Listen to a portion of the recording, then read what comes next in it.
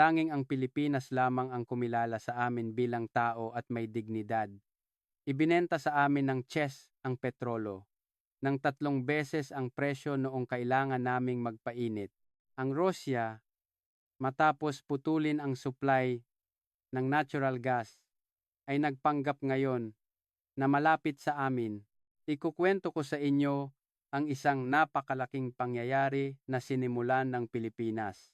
Naglabas ng balita ang China pinili ng Mongolia, ang isang bansang napakaliit at hindi mapagkakatiwalaan. Araw-araw ding nag-uulat ang Amerika na pagsisisihan ng gobyerno ng Mongolia ang kanilang hangal na pagpili. Ngunit sa Mongolia mismo, kapag tinatanong ang mga tao kung bakit nila pinili ang $4 bilyong, iisa ang sagot ng lahat. Noong taglamig ng 2013, nang umabot sa 50 dagiso ang Mongolia dahil sa matinding ginaw, tanging ang Pilipinas lamang ang tumulong sa amin. Nagpadala ang Pilipinas ng emergency aid at mga supply. Higit pa rito, nagpadala sila ng 300 engineers para sa heating system, kaya pinili ng Mongolia. Pinili namin ang Pilipinas, ang aming kapatid na bansa. 1 taon ang lumipas, bansa sa mundo ang pumila sa Pilipinas. Ikukwento ko sa inyo ngayon ang kwento kung paano binago ng utang na loob at puso ang mundo. Magandang araw. Ako si Marco Rossi, taga Milan, Italia. Nagtrabaho ako bilang special correspondent para sa resource development sa loob ng 10 taon. Walang lugar na hindi ko napuntahan, mula sa mga minahan ng brilyante sa Africa, mga balon ng langis sa gitnang silangan, hanggang sa mga minahan ng tanso sa Timog Amerika. Sa pagbabalita ko tungkol sa mga resource contract sa iba't ibang bansa, iisa lang ang natutunan kong sigurado. Ang may mas maraming pera ang panalo. Ito ang batas ng pandaigdigang resource market. Kung mas mataas ang inalok na halaga, ikaw ang makakakuha ng kontrata. Kung mababa, matatalo ka. Walang puwang para sa damdamin o delikadesa. Ang mga numero lamang ang mahalaga. Ngunit noong Setyembre 2024, naganap ang isang pangyayari sa Mongolia na tuluyang bumaligtad sa aking 20 taong karera. Setyembre 2, 10 ng umaga, nasa conference room ako ng tanggapan ng gobyerno sa Ulaan, Baatar, Mongolia. Napakataas ng kisame ng silid pulungan. Masyadong malakas ang air conditioning noong araw na iyon, kaya't nakaramdam ako ng ginaw. Halos 150 reporters mula sa iba't ibang bansa ang nagtipon. Ang mga reporter ng Amerika ay mukhang kalmado at tiwala. Ang mga reporter ng CNN, New York Times at Wall Street Journal ay nag-iinuman ng kape habang nagbibiruan. Ganoon din ang mga reporter ng China. Ang mga reporter ng Xinhua News at People's Daily ay ngumingiti ng may kumpiyansa. Natural lang iyon. Ang inalok na halaga ng Amerika ay $12 bilyong. Ang China ay nag-alok pa ng mas malaki, $20 bilyong. Kasama sa halagang ito ang development rights ng lithium mine, ang processing facility, at ang paggawa ng battery materials. Paano naman ang Pilipinas? $4 bilyong. Nang una kong makita ang numerong iyon, napangiti ako. Wala pa sa 1/4 ng inalok ng Amerika at 1/5 lamang kumpara sa China. Sa totoo lang, hindi ko maintindihan kung bakit pa sumali ang Pilipinas sa bidding. Ang reporter ng Alemanya na katabi ko ay bumulong na baka pumunta lang ang Pilipinas para magkaroon ng karanasan. Sumang-ayon ako. Iyon din ang naisip ko. Ano ang magagawa ng 4 billion? Hindi ito bidding. Panonood lang ito. 10:15 ng umaga, umakyat sa plataporma ang presidente ng Mongolia. Mukha siyang nasa maagang bahagi ng 60s. Napakaseryoso ng kanyang ekspresyon. Tumingin siya sa papel na hawak niya at dahan-dahang nagsalita. Ngayon, magbibigay ako ng isang mahalagang anunsyo. Tumahimik ang silid pulungan.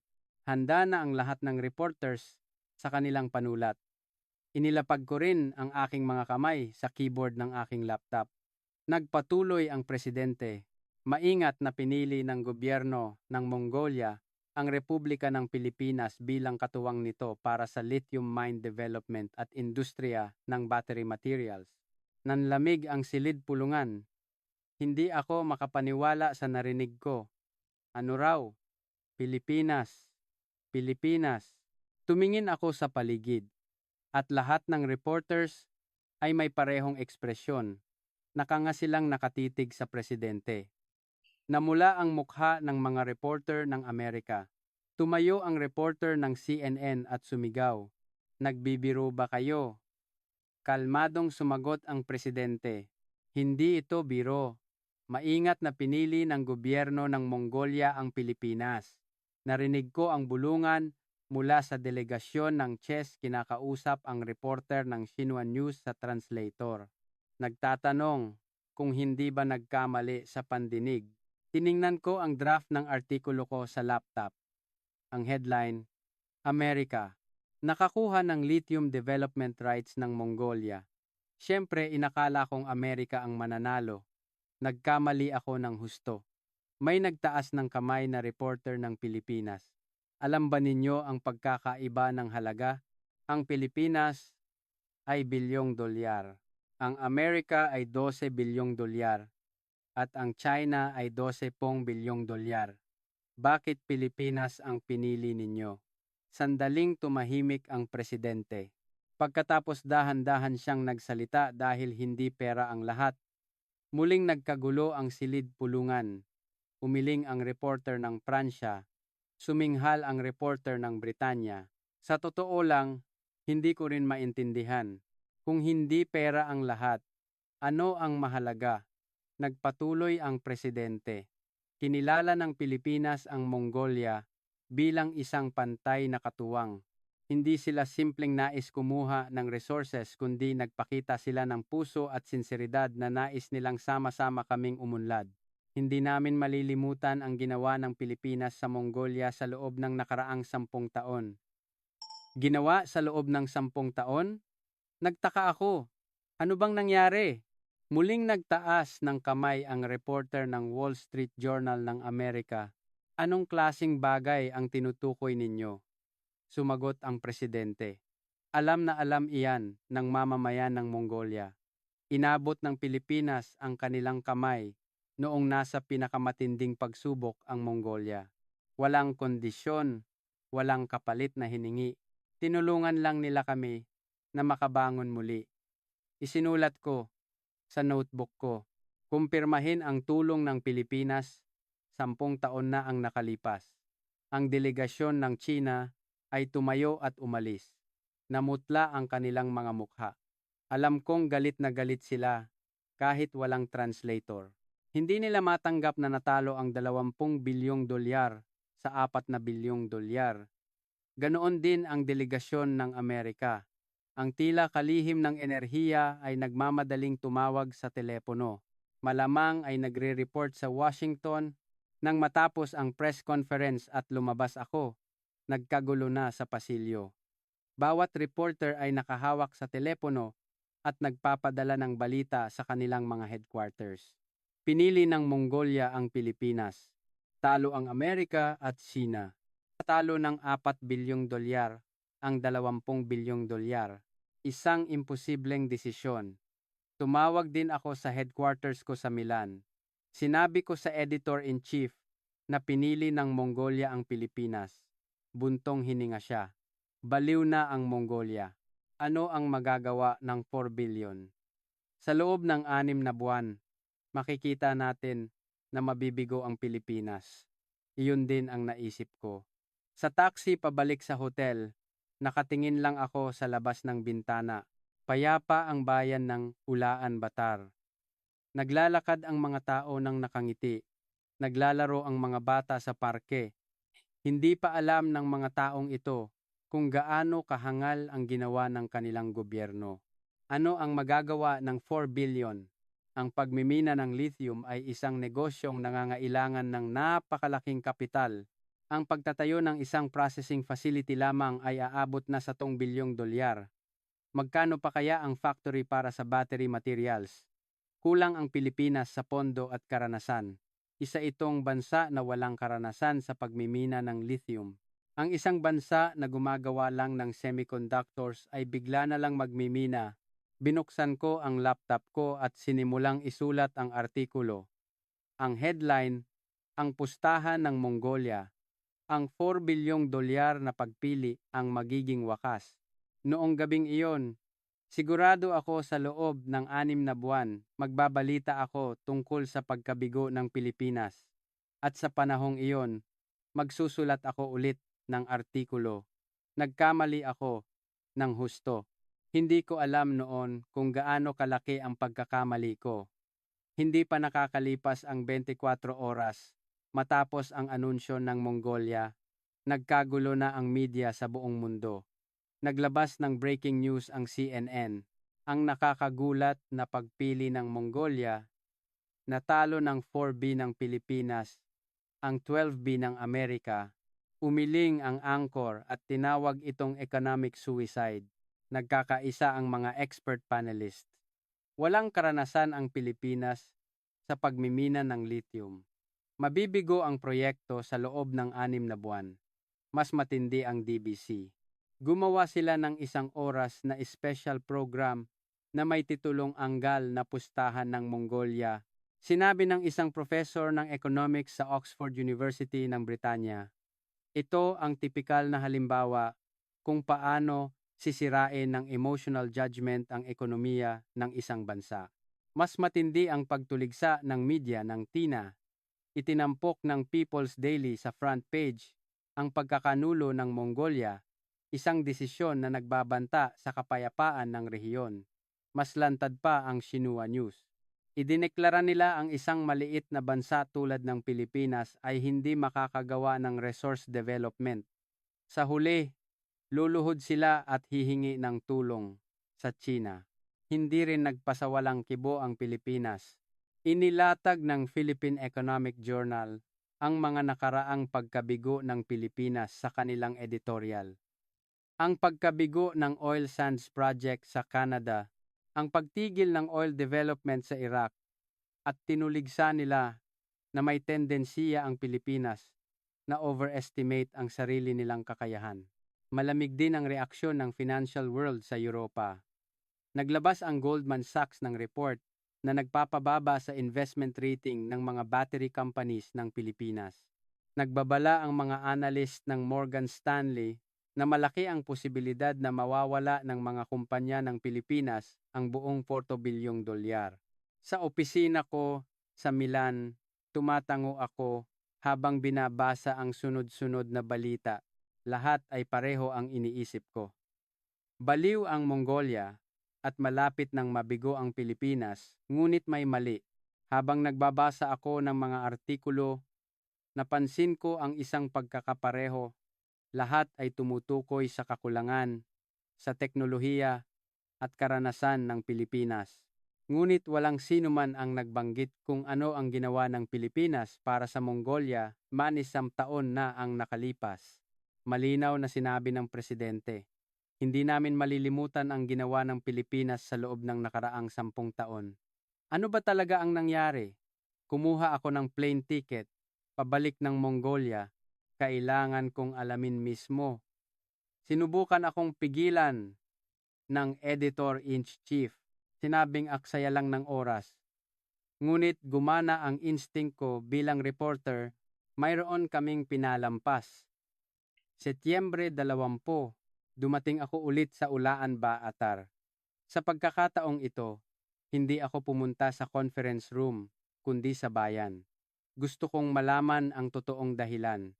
Bakit pinili ng Mongolia ang $4 bilyong?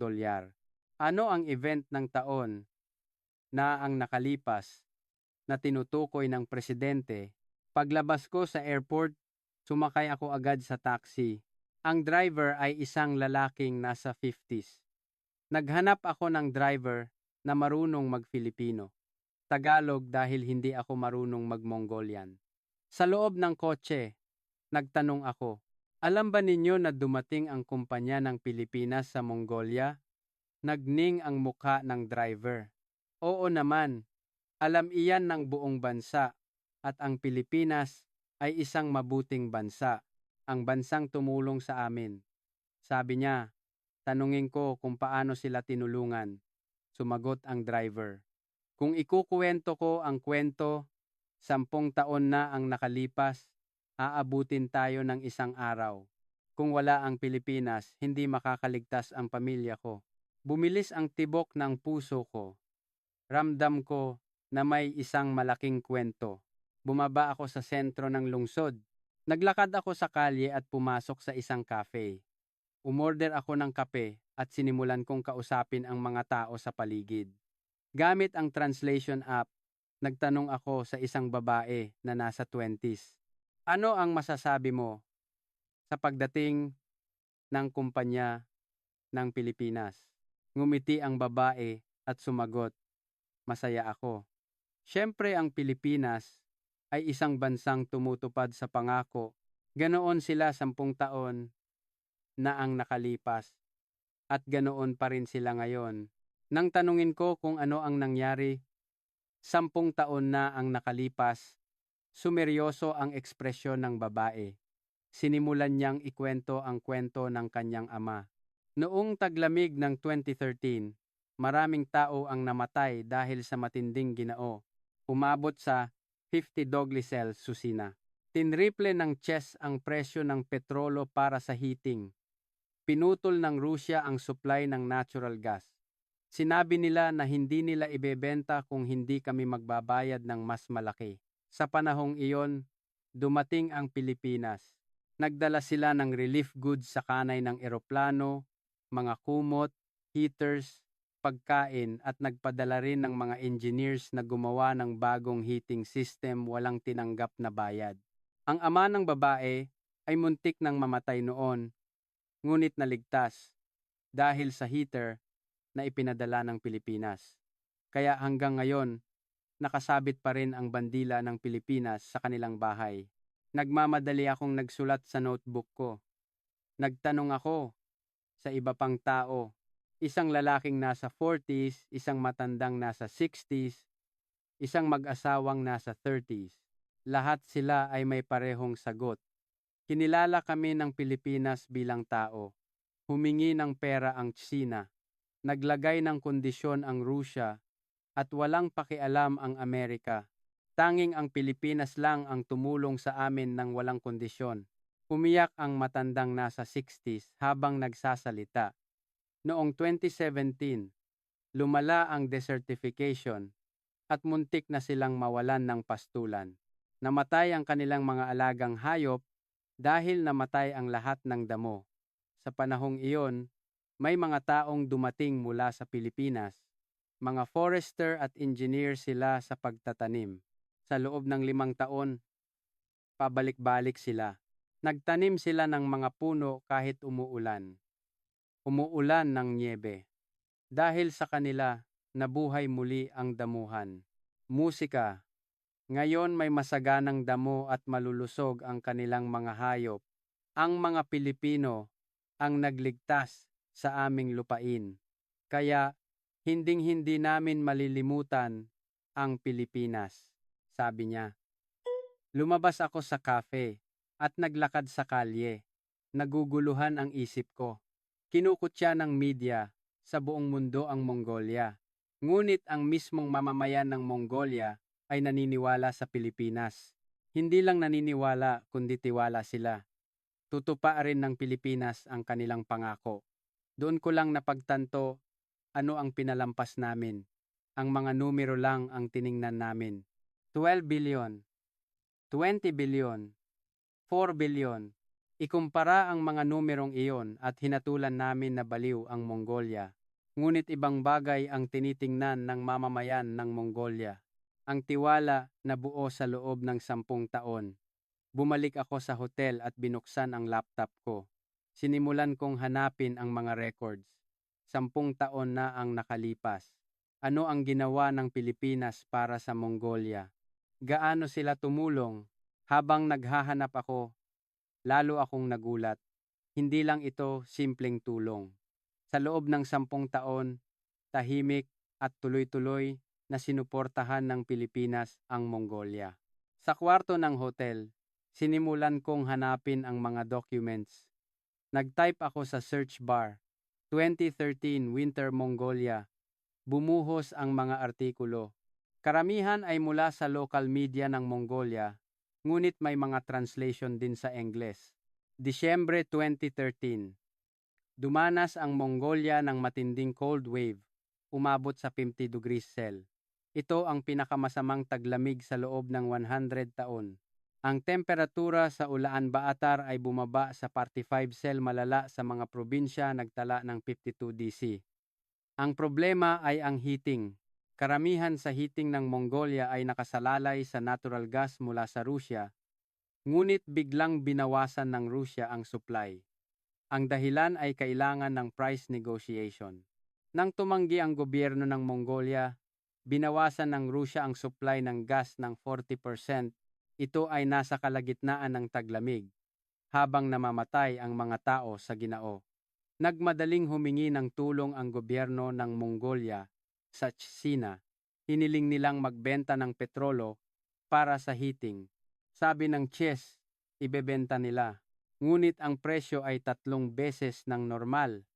Walang pera ang gobyerno ng Mongolia. Nasa gitna sila ng isang krisis sa ekonomiya. 1 linggo ang lumipas. Nagsimula nang mamatay ang mga tao.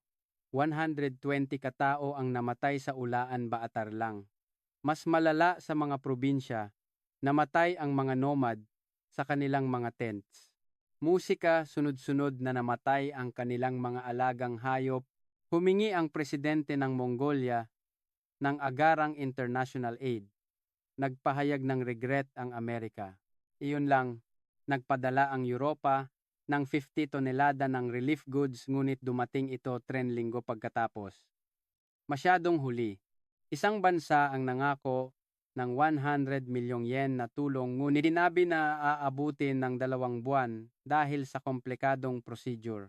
Sinabi ng Rusya na muli silang magsusupply ng gas, ngunit may kondisyon. Ipaubaya ang 50% ng mining rights sa Hilagang Mongolia. Sinabi rin ng China magbebenta sila ng petrolo. Ang kondisyon, talikuran ang pag-angkin sa Inner Mongolia. Tumanggi ang Mongolia. Kahit namamatay ang mga tao, hindi nila kayang ipagbenta ang kanilang bansa. Doon nangyari, Disyembre 2013, nag-anunsyo ng emergency aid ang gobyerno ng Pilipinas. Agad nilang ipapadala ang 5,000 tonelada ng relief goods sa pamamagitan ng eroplano, 100,000 kumot, 20,000 portable heaters, 3,000 tonelada ng emergency food. Dumating ito sa loob ng 48 oras. 15 cargo planes ng Philippine Airlines ang umalis mula sa Ninoy Aquino International Airport. 4 na oras lang ang flight papuntang Mongolia. Sinalubong ng mga opisyal ng gobyerno ng Mongolia ang mga eroplano sa airport. Binuksan ang mga pinto ng cargo plane at ibinaba ang mga supply. Ngunit hindi lang iyon. Agad na nagpadala ang gobyerno ng Pilipinas ng 300 engineers. Mga expert sila sa heating system. Kumalat sila sa buong Mongolia at sinimulan ang pag-iinstala ng mga emergency heating facility. Sa lamig na talang 40 grausel nagtrabaho ang mga Pilipinong engineer ng tuloy-tuloy. Araw at gabi na instala sila ng heating units at nag-aayos ng mga sirang boiler.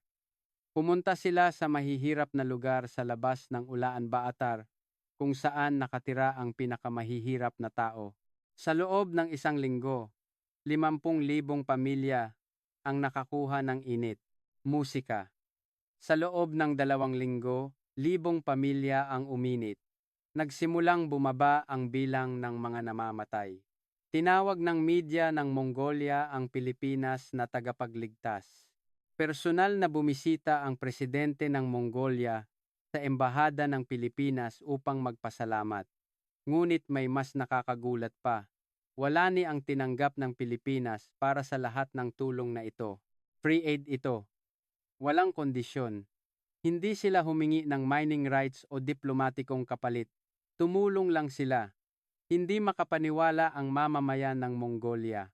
Ito ang kauna-unahang bansa na ganito. Nanginginig ang kamay ko habang binabasa ang artikulo, Liang Chenling Ishasan, nang tinalikuran ng buong mundo ang Mongolia. Tanging ang Pilipinas lang ang nag-abot ng kamay at walang kondisyon. Ito ang simula, ang unang kwento ng tiwala na nabuo sa loob ng 10 taon. Pagkatapos kong basahin ang kwento ng taglamig ng 2013, gusto kong hanapin ang iba pang records. Nagpatuloy ako sa paghahanap. Nag-type ako sa search bar 2017 Mongolia Desertification.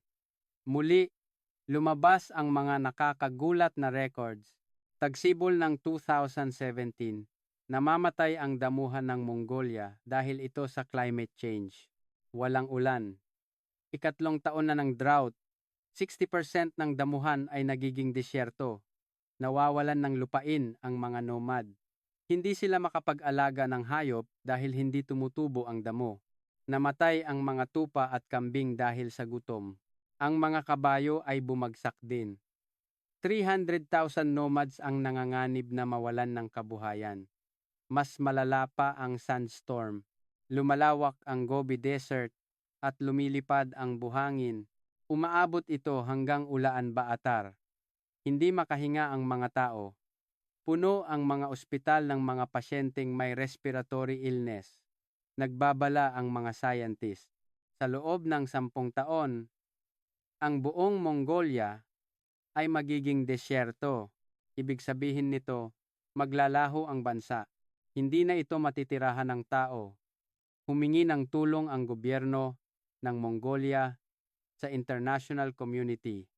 Nagsumiti sila ng report sa UN Environment Program. Kailangan ng emergency aid. Kailangan ng reforestation project.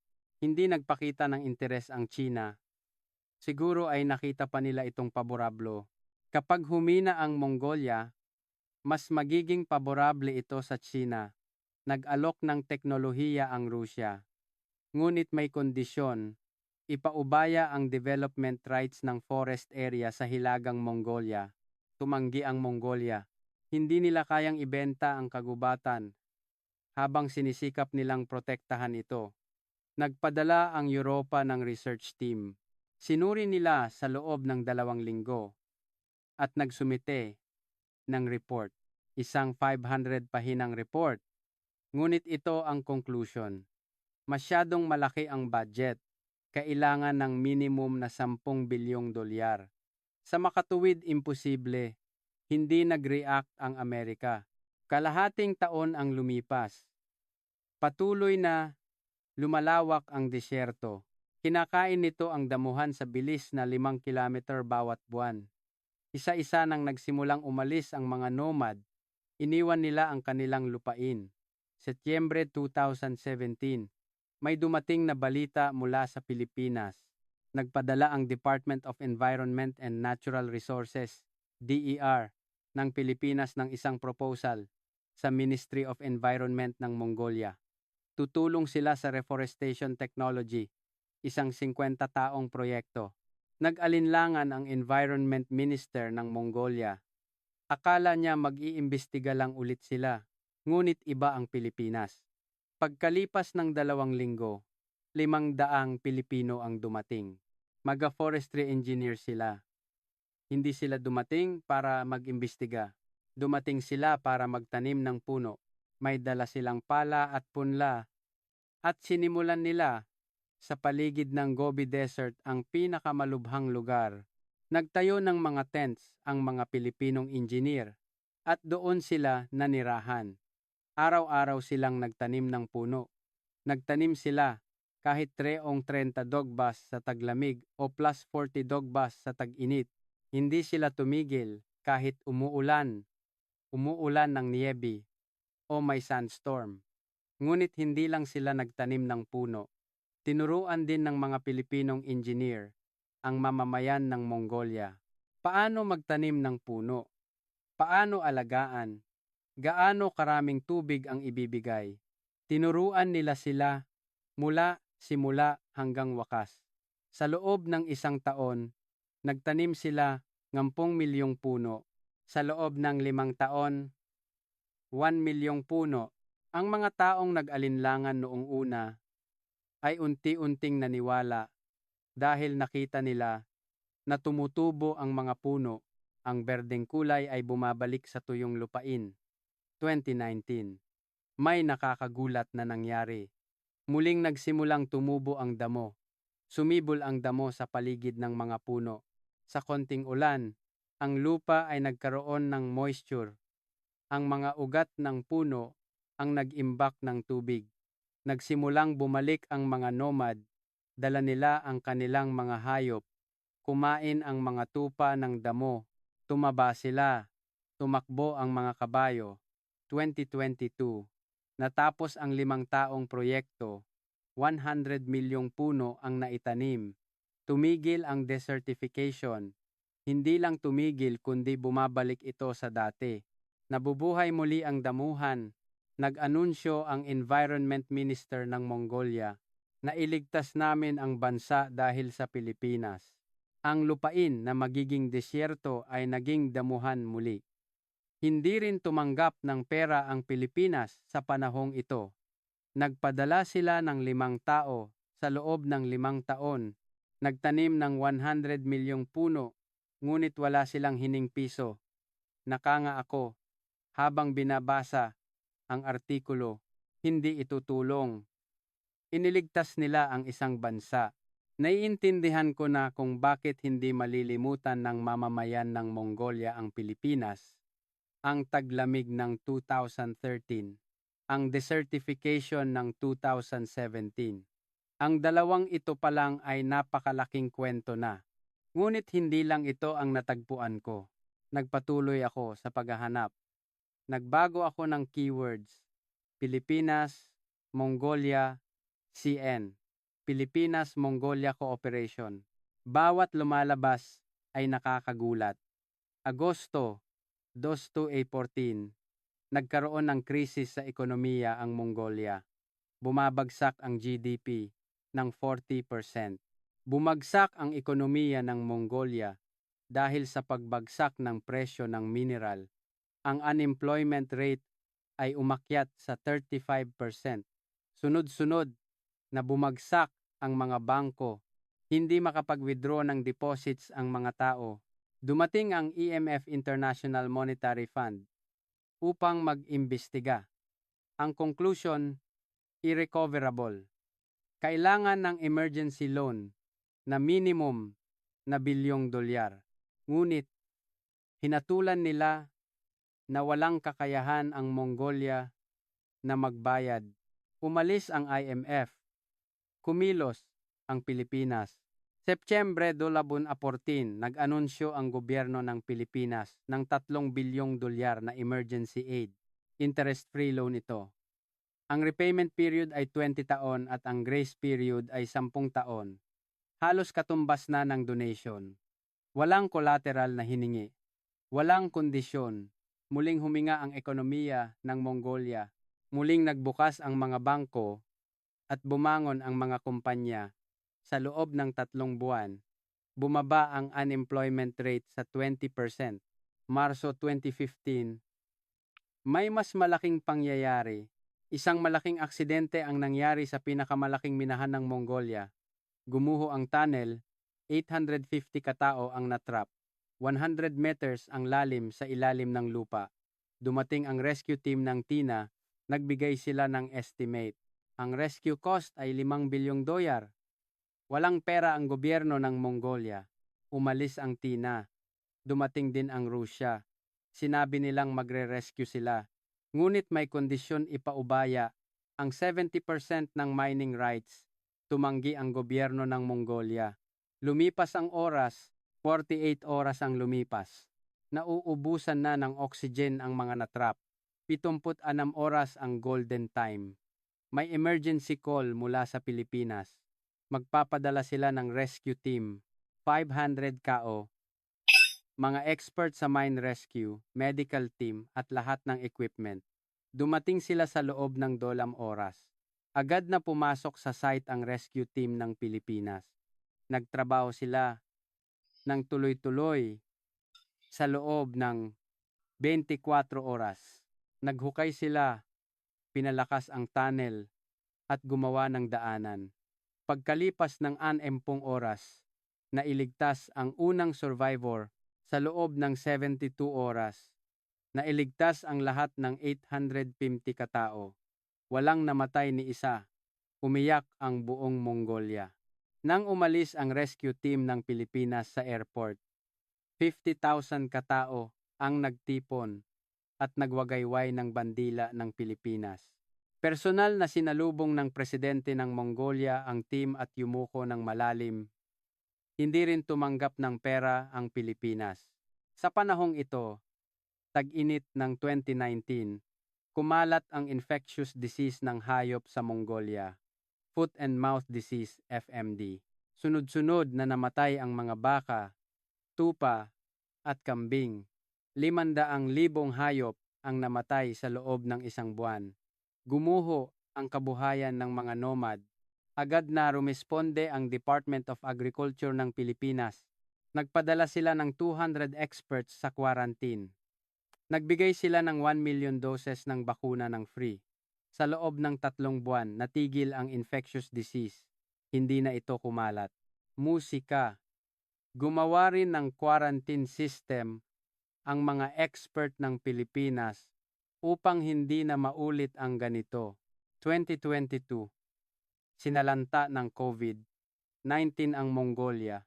Puno ang mga ospital ng pasyente, kulang sa medical staff at walang bakuna.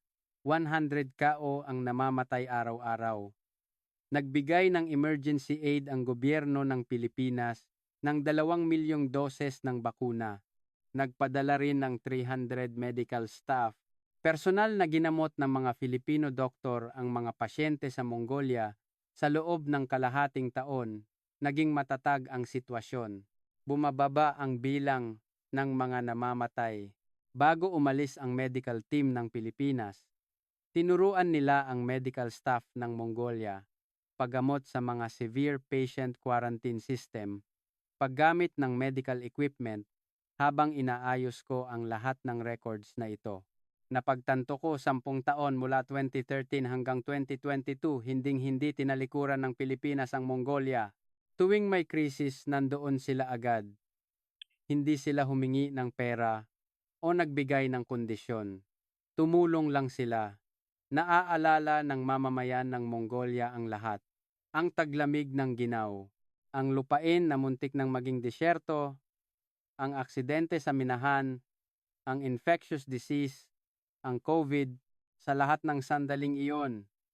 Nandoon ang Pilipinas, kaya pinili nila ang $4 bilyong noong 2024. Hindi ito tungkol sa pera. Ito ay tungkol sa tiwala. Ang tiwala na nabuo sa loob ng 10 taon, isinara ko ang laptop ko at tumingin sa labas ng bintana. Kinukutya ng media sa buong mundo ang Mongolia. Ngunit alam ko na ngayon, hindi baliw ang Mongolia. Ginawa nila ang pinakamatalinong pagpili. Kinabukasan, matapos ang research sa documents, nagpasya akong pumunta sa site. 6 na oras na biyahe mula sa Ulaanbaatar. Isang lugar malapit sa Gobi Desert. Ang mismong lugar kung saan nagsimulang magtanim ng puno ang Pilipinas noong 2017. Umalis ako ng 5 ng umaga. Kumuha ako ng translator, isang lalaking Mongolian na nasa 60s at marunong magtagalog-Filipino. Nag-aral daw siya sa Pilipinas, 10 taon na ang nakalipas. Patuloy ang takbo ng kotse. Pagkalabas sa lungsod, nagbago ang tanawin. Kumalat ang damuhan. Isang walang katapusang green wave, sabi ng translator. 10 taon na ang nakalipas. Lupa lang ito lahat. Walang ni isang damo. Noong may sandstorm. Hindi mo makita ang harapan mo. Nakatingin lang ako sa labas ng bintana. Pagkalipas ng 3 oras, may nakita akong signboard. Nakasulat, Pilipinas, Mongolia Forest of Friendship. Nakasulat sa Tagalog at Mongolian. Pinahinto ko ang kotse. Lumabas ako at naglakad papasok. Ang mga puno ay nakahanay. Halos 3 metro ang taas. Maganda ang pagtubo para sa 7 taong puno. Humangin. Gumalaw ang mga dahon. Narinig ko ang tunog na sara-sara. Tumayo ako sandali at nakinig sa tunog na iyon. Na 10 taon na ang nakalipas. Disyerto ito. Ngayon, gubat. Nauna na naglakad ang translator. Sumunod ako. Pagkalipas ng 10 minuto, may nakita akong tent. Gyera ang tawag dito. Ang tradisyonal na tent ng Mongolia. May nakatira na pamilya. Mag-asawang nasa 50s at isang anak na lalaki at babae na nasa 20s. Ang kawan ng tupa ay kumakain ng damo sa paligid. Halos 100 hayop. Nagsalita ang translator sa Mongolian. Nagtanong kung okay lang na mag-interview ang isang foreign reporter. Ngumiti ng masigla ang lalaki at sumenyas na pumasok. Pumasok ako sa jar. Mainit. May stove sa gitna at may mga rug sa paligid. Musika. May mga litrato sa dingding. May isang litrato na nakakuha ng pansin ko. Ang bandila ng Pilipinas at ang bandila ng Mongolia ay magkasama. Sa harap nito, may mga Pilipino at Mongolian na magkasamang nakangiti. Lahat sila ay may hawak na pala. Itinuro ng lalaki ang litrato. Sabi niya, 207 iyon ang unang pagdating ng mga Pilipino. Nagtanong ako, anong klasing lugar ito noong panahong iyon? Sumimangot ang ekspresyon ng lalaki, impyerno. Walang ni isang damo, puro buhangin lang. Namatay ang mga tupa dahil sa gutom. May 200 tupa kami, pero 10 lang ang nakaligtas. Sabi niya, nagpaplano na raw silang lumipat sa lungsod, hindi na sila makakatira doon. Habang nag-aayos sila ng gamit, dumating ang mga Pilipino. Sinabi nilang magtatanim sila ng puno. Hindi raw naniwala ang lalaki. Ano raw ang itatanim na puno sa disyerto. Inakala niyang mamamatay lang ang lahat. Ngunit araw-araw raw pumunta ang mga Pilipino. Hindi sila tumigil kahit umuulan. Umuulan ng niebe o may sandstorm. Naghukay sila ng lupa gamit ang pala. Nagtanim ng puno at nagbigay ng tubig. 1 taon ang lumipas. Nagsimulang tumubo ang mga puno. Musika, kaunti lang, ngunit buhay. Ang lalaki ay nakita ang pag-asa sa kauna-unahang pagkakataon. Sa 2 taon, nagsimulang tumubo ang damo. Kumalat ang green sa paligid ng mga puno. Nag-alaga ulit ang lalaki ng tupa. Kumain ang mga tupa ng damo. Tumaba sila. Sa 3 taon, naging gubat. Ang mga puno ay tumubo hanggang 3 maro. Nagkaroon ng lilim at ang lupa ay nagkaroon ng moisture. Nang umulan, nag-imbak ng tubig ang lupa. Pinalaki pa ng lalaki ang tupa. Mula 10, naging 100. Lahat ay malulusog. Ngayon, 100 na raw ang inaalagaan niya. Mas marami pa kaysa 10 taon na ang nakalipas. Nagtripleng income niya. Ang kanyang anak na lalaki at babae ay nakapag-aral na sa kolehiyo. Umiyak ang lalaki habang nagsasalita. Ang Pilipinas ang nagligtas sa pamilya namin. Hindi ang lupain namin ang iniligtas nila. Kung wala ang gubat na ito, magiging mahirap kami sa lungsod. Naluha ako. Lumabas ako sa malayo. Nakita ko ang kawan ng tupa. Tumakbo sila sa damuhan. Ang langit ay asul. Ang ulap ay puti at malamig ang hangin. 10 taon na ang nakalipas. Namamatay ang lugar na ito. Ngayon buhay. Kinuha ko ang kamera ko at kumuha ng litrato. Ang damuhan, ang mga puno, ang kawan ng tupa, ang gerger. Kinunan ko ang lahat. Sumaip ko ang sinabi ng Environment Minister ng Mongolia, kung wala ang Pilipinas, magiging disyerto kami. Hindi iyon kasinungalingan. Talagang iniligtas ng Pilipinas ang bansang ito. Habang sumasakay ako sa kotse, sigurado ako ang dahilan kung bakit pinili ng Mongolia ang 4 bilyong dolyar. Hindi ito pera, ito ay buhay. Pabalik sa Ulaanbaatar, binuksan ko ang laptop ko. Kailangan kong magsulat ng artikulo, ngunit nanginginig ang kamay ko.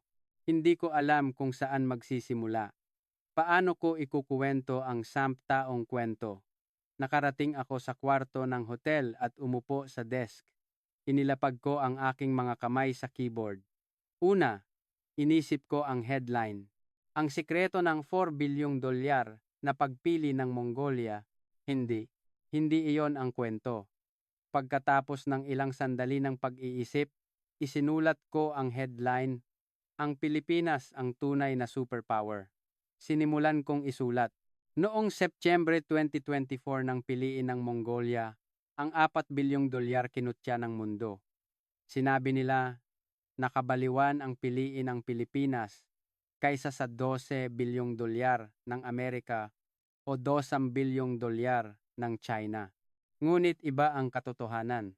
Isinulat ko 10 taon na ang nakalipas nang muntik mamatay ang Mongolia sa Ginao. Iniligtas sila ng Pilipinas. Nagpadalas sila ng 5,000 tonelada ng relief goods sa loob ng 48 oras. Walang kondisyon. Nang muntik nang maging disyerto ang lupain, nagtanim sila ng 100 milyong puno. Walang kapalit. Nang may aksidente sa minahan, iniligtas nila ang 80 katao. Walang tinanggap na pera. Nang may krisis sa ekonomiya, nagbigay sila ng 3 bilyong dolyar na tulong, interest-free. Isinulat ko ang lahat ng ito. Bawat isa ay batay sa katotohanan. Walang exaggeration. Isinulat ko lang ang totoo. At isinulat ko ang huling pangungusap. Hindi baliw ang Mongolia. Ginawa nila ang pinakamatalinong pagpili. Pinili nila ang bansang nagligtas sa mga tao, hindi sa pera.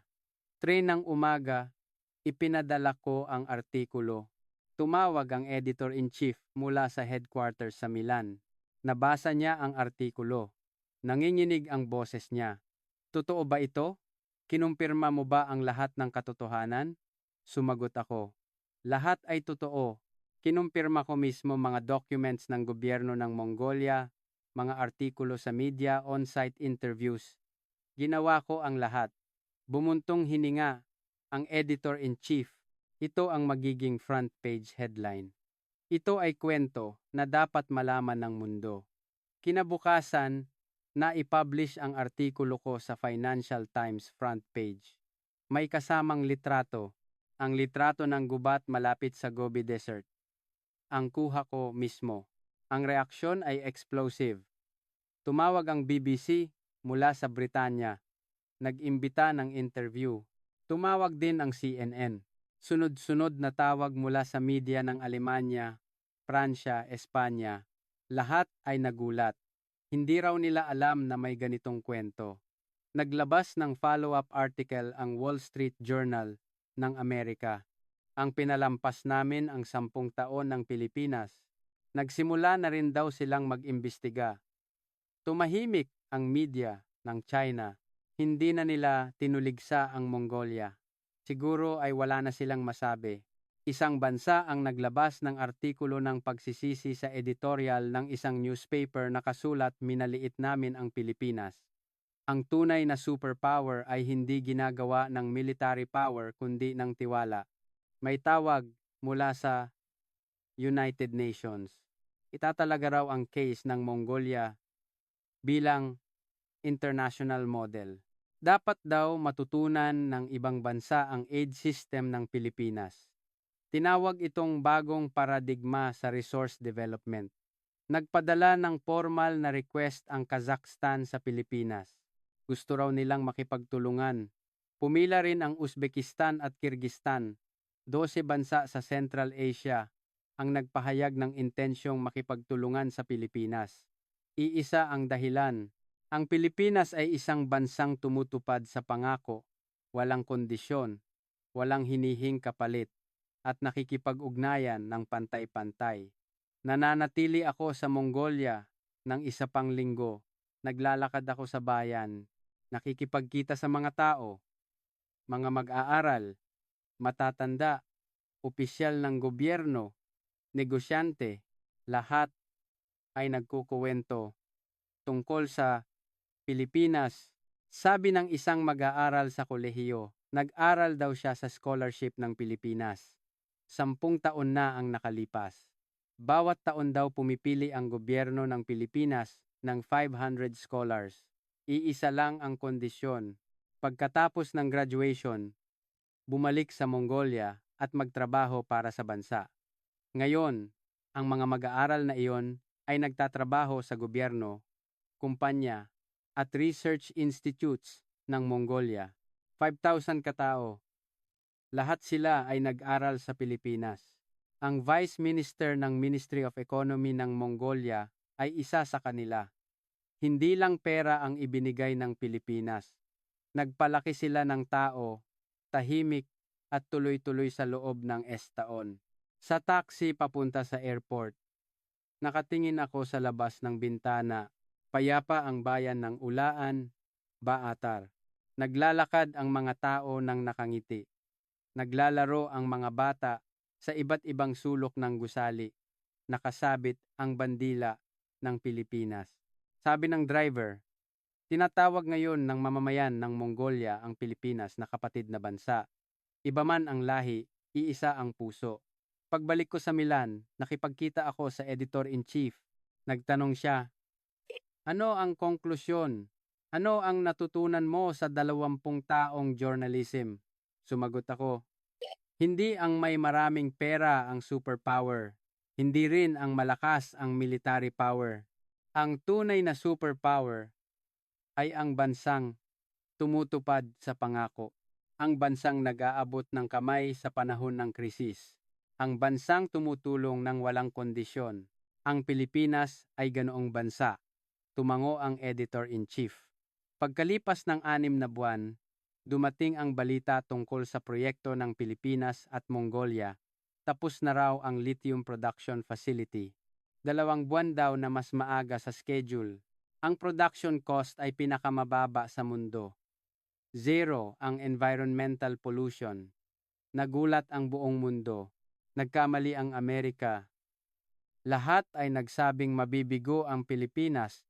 Ngunit nagtagumpay ang Pilipinas. Hindi lang sila nagtagumpay. Alam ng Pilipinas na kaya nilang gawin mula pa sa simula. Naghanda sila sa loob ng 10 taon. Tinuruan nila ang mamamayan ng Mongolia, bumuo ng tiwala, at nagbahagi ng teknolohiya. Sa UN General Assembly, nagbigay ng talumpati ang presidente ng Mongolia. Ipinakita ng Pilipinas, ang puso ay nanalo sa pera, ang tiwala ay nanalo sa armas, ang tao ay nanalo sa numero. Pumalakpak ang buong mundo. Nasa UN headquarters ako sa New York. Nandoon ako para mag-report. Musika. Naluha ako habang nakikinig sa talumpati. Ito ang kauna-unahang pagkakataon na nakaramdam ako ng ganitong emosyon sa 20 taong journalism. Pag-uwi ko, kinausap ko ang anak ko, taong gulang. Sabi ko, may 2 uri ng bansa sa mundo. Ang bansang nagpapababa ng kapangyarihan at ang bansang nagtatayo ng tiwala. Ang Pilipinas ay ang pangalawa. Nagtanong ang anak ko, malaki ba ang Pilipinas? Sumagot ako, maliit ang lupain ngunit malaki ang puso. Kaya sila ang tunay na kapatid na bansa. Hanggang ngayon may litrato sa desk ko. Ang litrato ng gubat malapit sa Gobi Desert ng Mongolia. Ang litrato ng kawan ng tupa na kumakain ng damo sa gitna ng mga berdeng puno. Tuwing titingnan ko ang litratong iyon, naiisip ko ipinakita ng Pilipinas. Maaaring baguhin ng puso ang mundo. Maaaring gumawa ng kasaysayan ang tiwala. Maaaring gumawa ng himala ang sinseridad. Setyembre 4. Hindi $2 bilyon ang pinili ng Mongolia.